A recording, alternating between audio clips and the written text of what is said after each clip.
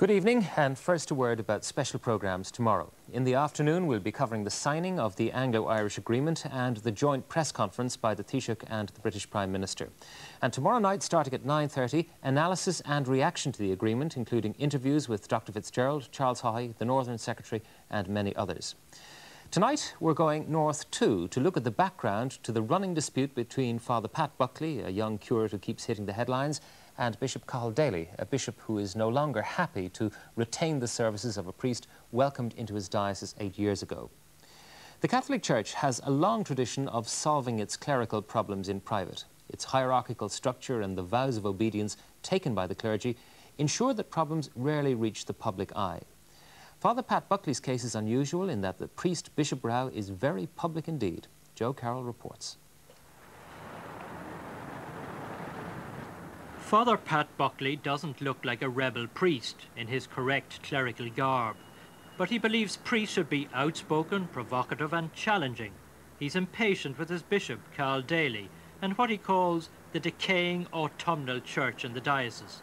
And he's scornful of what he describes as some outrageous clerical appointments there. This is the house in Larne that Father Buckley will have to leave sometime before next summer.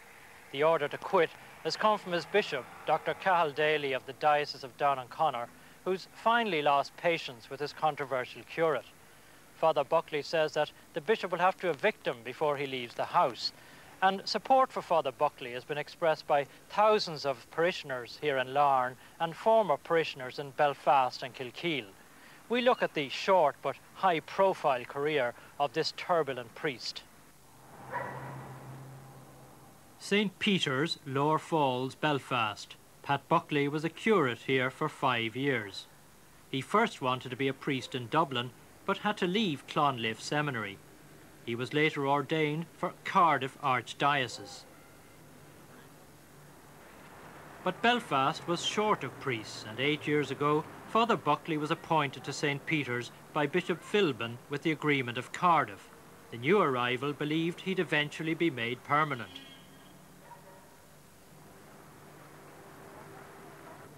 Father Buckley soon showed he was a good mixer and could identify with his parishioners. He became very popular. 2 years after he's left the parish, he's still warmly remembered. But it was and is an area of huge social problems, such as the bad housing in the nearby Divis Flats and widespread unemployment and crime. What would you say the problems here are now? None to do. Nothing. No discos, no nothing. You're not allowed in nowhere. You're barred from everywhere because you come from the flats. Close the bar down with nowhere to go. Mark man, you see. Can't go nowhere. Everybody in the flats. That's what the big stink is up down here, you know, with the new houses coming up. People out of the flats probably living in the flats maybe 15, 16 years. And then there's people from, you know, Upper Falls, Grosvenor are coming over, getting the houses here, and it's the people that should be living right in Divis should be entitled to a house. What about the unemployment thing then? It's chronic for yeah, workers. It really is. We're working class. You get into Gloucester House and it's a waste of time sort of thing, like, you know. Right. It definitely is, like, you know, soul destroying sort of thing, like, you know. Right. I was 3 years on the dole before I got this job, you know. I was in DeLorean beforehand, like, you know. And you get down there and you actually feel as if you're begging. You know, you get down there kidding yourself on that you're going to get a job eventually sort of thing, like, you know. They don't see many, once you see, okay, Lower Falls, or even the Divis Flats, once they hear that when you get down there. It's a different attitude altogether sort of thing, like, you know what I mean? It goes in one ear and out the other. Jerry Downs, you're a community worker here in the Divis Flats. What's gone wrong with the flats? Well, it's very hard for to say one single thing that has gone wrong with the flats, but everything has gone wrong with them. When people first moved into them, they had dreams that they were going to be the perfect home to live in, that they were going to have all sorts of wonderful amenities in them. There were going to be shops, there was going to be lifts that worked. They were going to have nice, comfortable homes. And the reality is that the lifts don't work, the shops didn't materialise, and the wonderful homes are riddled with dampness. And instead of the utopia that they were promised, they've some sort of a nightmare now that they have to exist in. Somebody said out of hell there's no redemption, and out of Divis there's no transfer. and that any person, Father Buckley. well, any person who, we're not all fortunate enough to be clerics, but any person who lives in Divis, there's a feeling of being trapped in it. But people like Father Buckley seem to be very popular here for the work he was doing for the people. Is there more need for this kind of attention to the situation by the church, say, here? Could they do more? Yeah, well, I think that what Father Buckley provided in Divis was a type of non-political leadership. And he certainly identified with the problems of the people and was able, due to his position within the church, to open doors that weren't open normally to people within Divis. He was able to use his position within the church to provide a leadership, and it was a leadership that wasn't attached to any particular political faction. So the church had to provide the leadership. There was no other political leadership for the people? Oh, certainly there are other political leaderships, like maybe at times we have too many political leaders because they vie with each other for attention. But what Father Buckley was able to do was to remove the housing issues and to remove the social issues that are plaguing this area. He was able to remove them from the political arena. And when I say the political arena, I mean the sort of tribal political arena that exists in Belfast.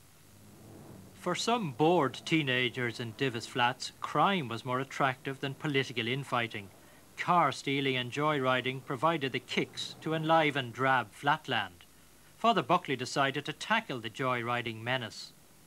The joyriding in Divis on a very large scale. It's practically a nightly occurrence. And was Father Buckley able to control this to some degree? Well, Father Buckley certainly made an effort and was doing a lot of work with joyriders when he was removed from the parish. So has it gone back to the situation it was before then? I would say that it's worse now than it's ever been. Why did you start joyriding in the first place? Was there any particular reason? Well, if you go outside and look around, you'll see yourself. There's nowhere to go. You're not even allowed in here. Why? Just won't let you in. You're basically classed as antisocial, so you may as well be antisocial. What about the church? Were they able to kind of provide you with outlets, youth clubs or anything like that? Father Buckley was here, like, he sort of, what you would say, first he brought it to a stop, and he was trying his best in so much of our ways, trying to get you away, out for weekends and that there, but he was only one man. I mean, he was trying his best, but on his own, he done more than the police did or anybody else in the area. He used to have a set of his own keys, when the stolen cars come in, he used to go down, and try and start them himself with his set of keys and bring them over to a barracks. Yeah. And did you let him do this? Couldn't stop him. Why? I don't know, because he's a priest. Was Father Buckley missed in the area then by the youth, do you think? Well, he did great work. He did marvellous work here. I certainly haven't known anybody that has given so much of themselves as Father Buckley has. His door was opened 24 hours a day, literally. So I don't know anybody else that would be prepared to give that kind of service. Were the people sorry to see him go? I think they were. They were very sorry to see him go. For Marcus O'Muraku, a native of the Falls, Father Buckley was different from other priests. Well, on a personal basis, I would say, a lot of people don't get to know certain priests who would like to keep to themselves, whereas once Father Buckley came into the area, everyone knew within a couple of weeks that he came from a family. I think there's 10 in his family. I knew that from just hearing people on the street talking about him. He understood this area where there is a tradition of large families, and he was willing to come out and meet a lot of people both here, and I've been in Cahal last year in County Down. He was there, he helped set the youth clubs going and get people interested, take them off the street. Cahal, a strongly Protestant town in South Down, is a world away from Catholic Divis. Bishop Cahal Daly decided young Father Buckley needed a rest after 5 years on the Lower Falls and sent him to Cahal.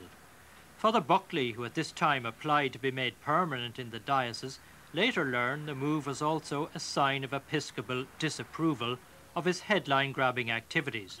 He was on probation again.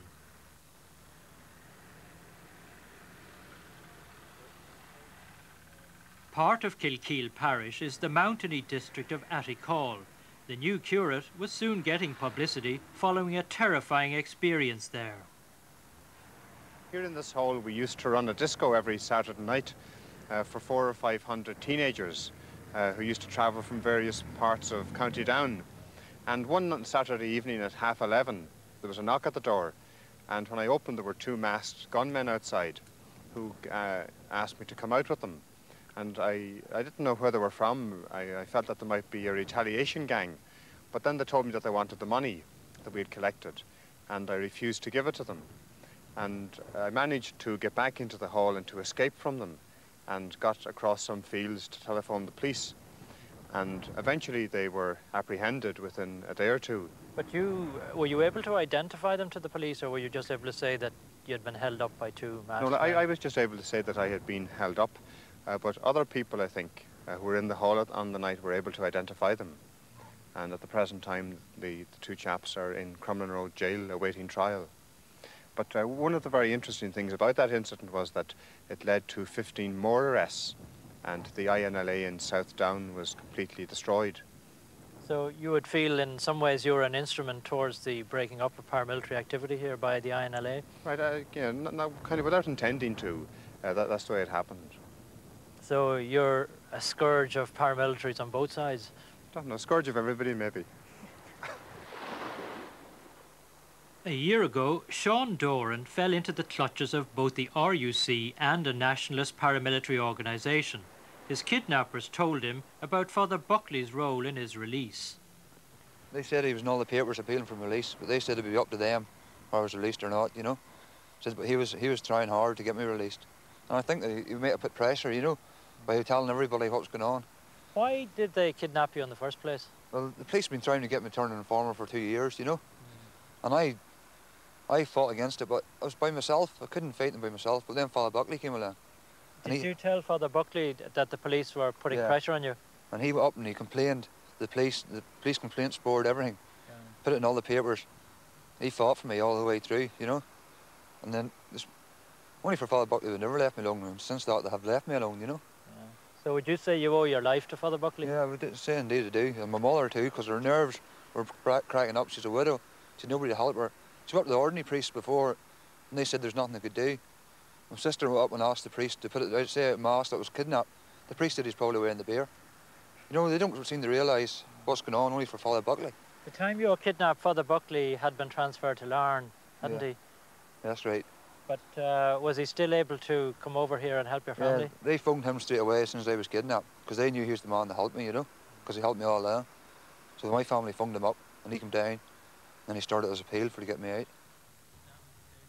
DUP Assemblyman and local councillor George Graham reacted strongly to Father Buckley's attack on the UDR for harassment of Catholics. I think when Father Pat Buckley came to this area, I believe, to be kind to him, he didn't realise the kind of area that he was coming into, that here really was an area where people more or less got on well enough together and accepted, I think, the status quo. But he did run foul of at least he felt he ran foul of the UDR, and he maintained, I think, when the complaints were investigated, they were discovered that there was no foundation to them. But he did complain that Catholic youths, particularly in the parish that he was curate, were from time to time being harassed and hounded by the UDR. I discovered that when I asked the authorities, when these investigations were completed, that in fact there was no substance to them at all. That's the sort of run-in I had with him. Did you not think that he was acting, as he thought, in the best interests of his parishioners? Yes, I would have no doubt that he felt that he was acting in the best interest of his parishioners. Having talked to some of his parishioners since that, certainly some of the older folk in the parish of Upper Mourne, I've discovered that they didn't think that. But he felt, I'm sure, and I wouldn't wish to misrepresent his views, he felt that he was obviously speaking in the best interest of his parishioners. But when he had the little run-in with some of his parishioners after that, he discovered that he wasn't acting. What do you think of him now? He's left the parish. What are your views of what he was trying to do here? I found Pat Buckley very much to be a Dr. Jekyll and Mr. Hyde. I never could really come to terms with what really he was trying to do. Some people have said, to be charitable to him, that perhaps he's just a man ahead of his time, that he's a radical, obviously, within the church, and radicals everywhere are not very well treated, and they're not very kindly treated. I discover now that he's run foul of the bishop again. I would find it very difficult to say what type of man he is. I think as a curate and as a priest, looking after the welfare of his people, he did an excellent job. It was when he seemed to get himself involved in other matters that maybe weren't his involvement that he seemed to run into trouble. Would you say he was naive or a publicity seeker? He's certainly not naive. All of us, I suppose, are publicity seekers in some sense of the word. No, I'm not sure if he was even a publicity seeker. I think he felt that perhaps he could change the world in a day. And now the world won't be changed in a day or perhaps even in a week. He felt that he had causes that, you know, needed to be supported. He had causes that needed to be highlighted. And he felt the way to highlight them was through sometimes insensitive publicity. So publicity had again caught up with Pat Buckley. Again, Bishop Daly moved him, this time to Larne, another largely Protestant town where Catholics keep the head down. But that's not the Buckley style. Soon after I came to Larne last September, October, I was engaged in a dispute with one of the local DUP councillors in the local press, and the dispute concerned discrimination in employment in Larne. And soon after the dispute, my house was attacked one day by two men, and there was a girl hurt in the attack, and it appeared to be sectarian. And after the attack, some Protestants from Larne visited my house to tell me that they regretted the attack, and in fact they said they came to minister to us, and they asked me if there was anything they could do for me, and I told them that one thing they could do was to allow me to visit their churches. So that began the visits to the Protestant churches in Larne, and so far we have visited 12 churches, and in all of them we've got a very, very warm welcome, and we've taken part in the services simply as ordinary worshippers. The only church that a dispute arose about was the Free Presbyterian Church, and we rang the minister of that church before we went, and he told us that all sinners were welcome to his church, and on that basis we would be more than welcome. And we went there and were greeted at the back of the church by the elders and given hymn books and Bibles and shown to our seats. The service went, as the services in the other church had gone, quite normally. But 2 days later, Mr. Paisley was very upset about the fact that we had visited one of his churches, and he condemned the visit and said that it was insincere and it was for propaganda purposes. And on that occasion then the Presbyterian minister in the town and the Elim Pentecostal minister came out and defended the visits and said that they regarded them as sincere. Dr. John Turner is a former president of the Methodist Church in Ireland, now serving in Larne. Dr. Turner, Father Pat Buckley has made a special effort in Larne to make ecumenical contacts with as many other churches as he could. How have you found these efforts of his? Have they been beneficial for the town of Larne? Yes, I think in the long term they have been very beneficial. I think to begin with he was rather suspect because we weren't used to this kind of thing in Larne when he phoned us up and asked us if he could come to our churches on a Sunday evening. And he came to most of the churches here in Larne, accompanied by lay people. And I think as time went on we realised that his motives were worthy, and that really he was reaching out in friendship to the other churches in the town. But this takes a little getting used to, and I would think in the long term, as I say, it would be very beneficial to the town. But did he risk antagonising people in the first place by these efforts? I wouldn't say he antagonised anyone, just they were suspect because it never happened before. And I think it was a very bold and very courageous effort, because there's a tendency in Ireland that if we differ in terms of theology or even in terms of politics, we don't talk to one another. And he was reaching out as person to person to build bridges of friendship and goodwill And to that extent, I think that was very commendable. Now that he has been told by his bishop that he has to leave Larne, what is the feeling in the non-Catholic community, shall I say, about that move? Well, I couldn't speak for all the non-Catholic community, of course, but I can only speak from as I know him.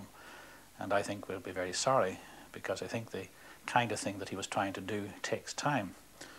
And he certainly has the goodwill of our people here.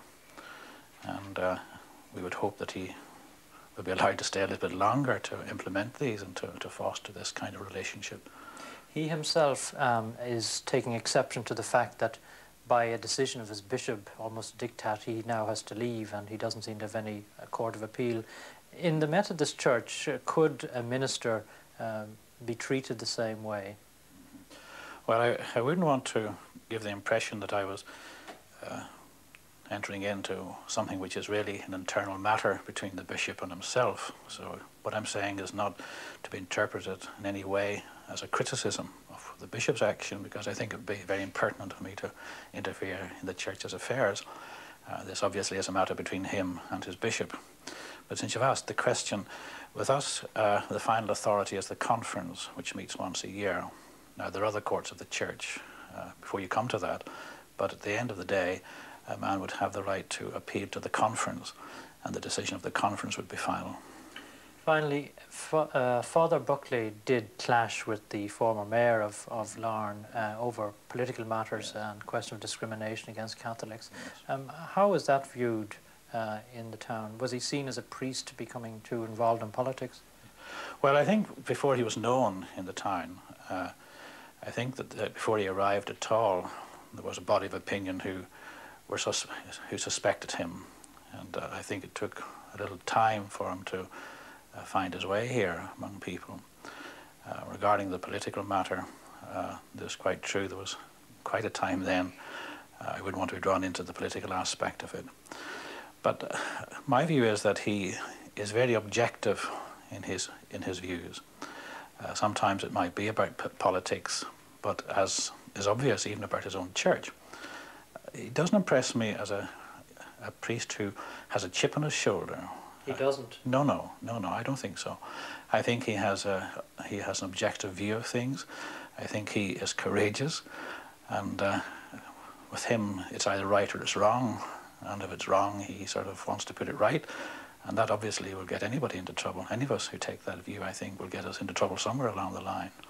But he's certainly objective in his views.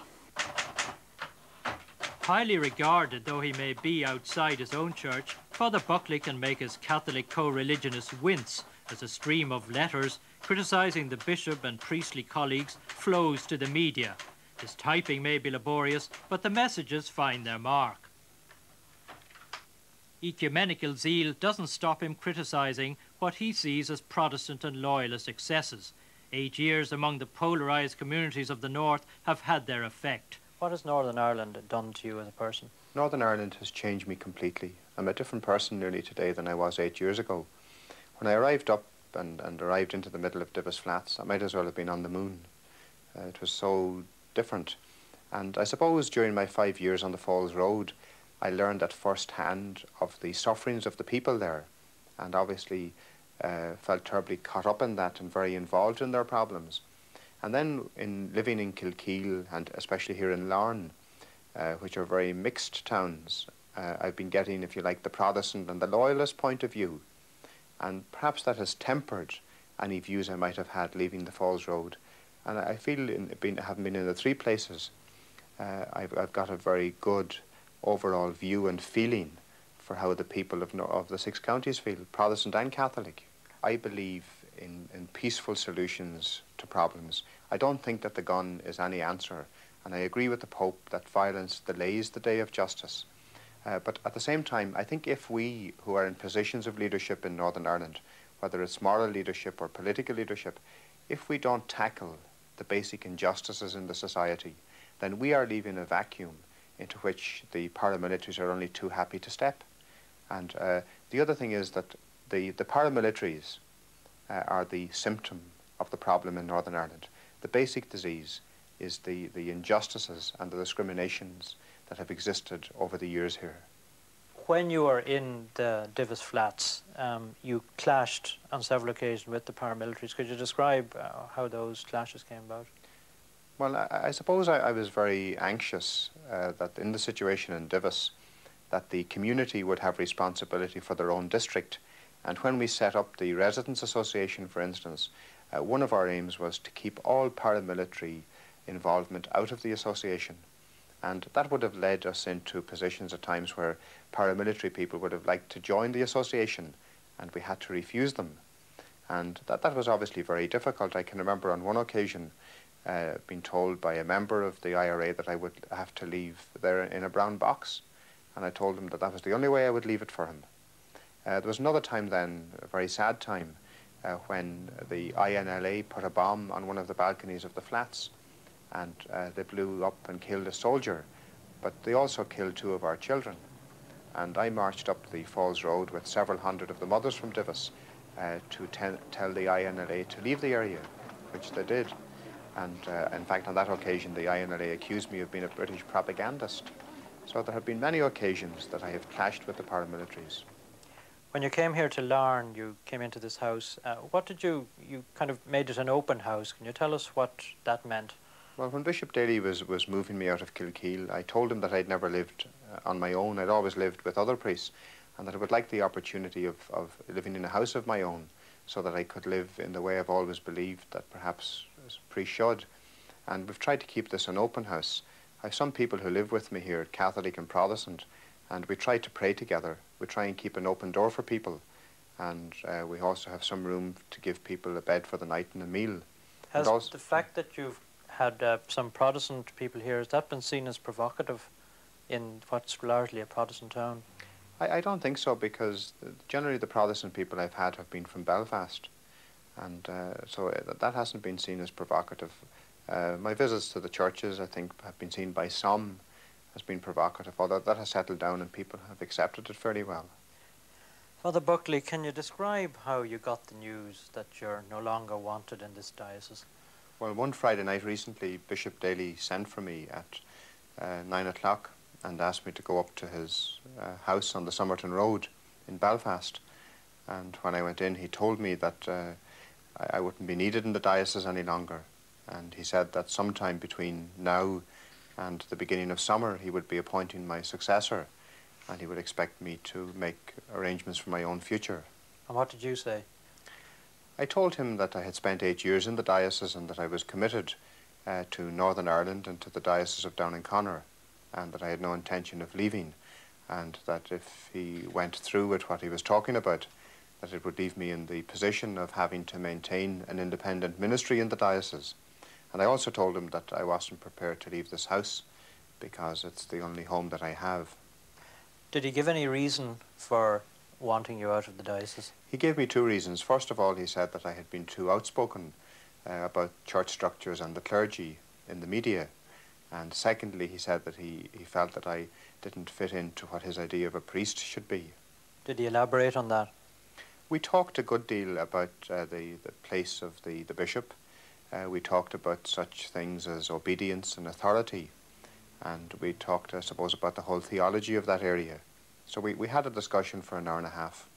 You have been leading really quite a public campaign against Bishop Daly and some of his clergy, of whom you disapprove, over recent months in the newspapers. How do you think a bishop can kind of take that kind of thing? Right now, I must say I would have to reject what you say there about leading quite a public campaign. I think what I've been trying to do is to raise the awareness of people about what the church structure should really be like. And I have been challenging the bishop and the clergy to make some changes. Now, the reason I've been doing that is that there are absolutely no channels within the church, really, whereby anyone who feels like I do can pursue those things.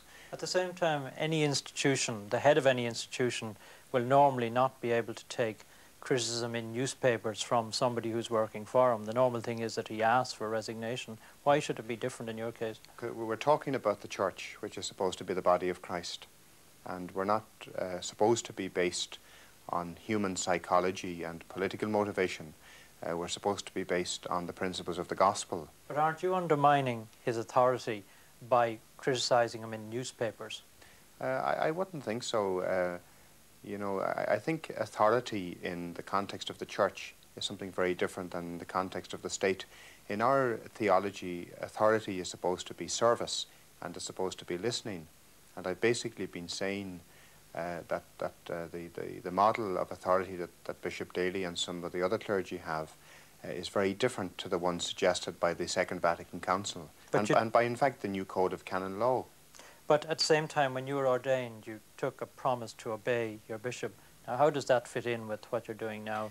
Well, it has always been one of our beliefs, and you and I learned it in our catechism, that if anybody in authority over us, be it our parents or anybody else, asked us to do something which we felt was contrary to the law of God, or secondly against our conscience, that we weren't bound to obey. So obedience is not an absolute term. So Bishop Daly's authority is on a collision course with his lowly curate's conscience. Two men of God, each convinced he's right.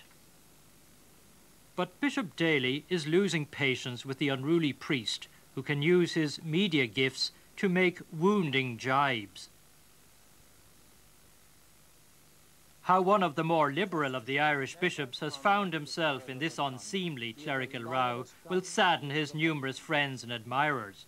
But Father Buckley also has his supporters, 6,000 of whom have petitioned the bishop to let him stay.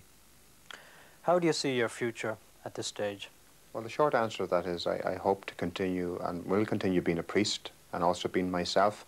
I would hope that I will be reconciled with Bishop Daly in the sense that he will allow me to kind of pursue the various ministries I'm involved in, yet within the context of the church. If that doesn't happen, then I will engage upon a private ministry in this area. What does that mean in practice? Well, it means in practice that I would have to find a place to live. It means I'll have to find some kind of income, and I'll also have to find some kind of work to do. I am very interested in the whole area of justice in Northern Ireland, so I would imagine that I would concentrate on that area. Is there any gesture you think you could make towards Cahal Daly which would help the reconciliation? I made a public statement saying to him, if I have hurt, embarrassed, or offended you in any way, I ask your forgiveness. Would you please be reconciled with me? I don't think that I can do any more than that. And also, I am prepared to make concessions and to bend and to be flexible in any agreement that we could come to. Father Pat Buckley. Well, last Tuesday, Bishop Daly made his